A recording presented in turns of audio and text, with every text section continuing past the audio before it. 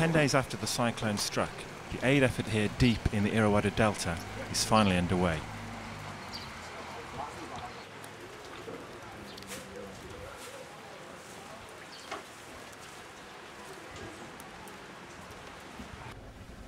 This is the town of Laputa. 80,000 people have fled here from low-lying islands, where their villages have been completely swept away.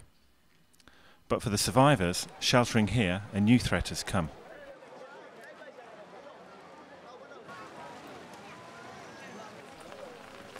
It's now been raining for 48 hours as the monsoon season begins.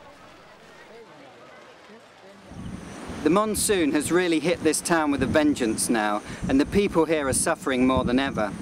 In conditions like these, acute diarrhea and pneumonia could become major killers in just a few days. Semawig Tun is expecting a baby in a few days. She and her family say they are scared. They don't know what will happen to them next.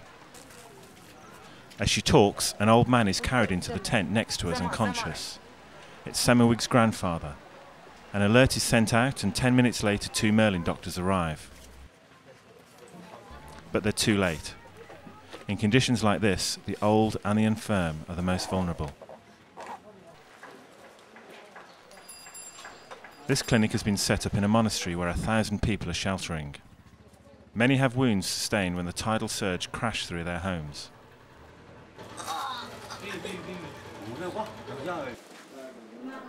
Kiang is 18 and has a 5-inch gash in her head. With water. The recovery should be fine. I mean, this is a very common thing we see after emergencies, that wounds are treated but they're not properly disinfected or sterilised. And when that happens, it's almost certainty that the wound will break down and not heal properly. But this girl, once she's had proper treatment, should do very well.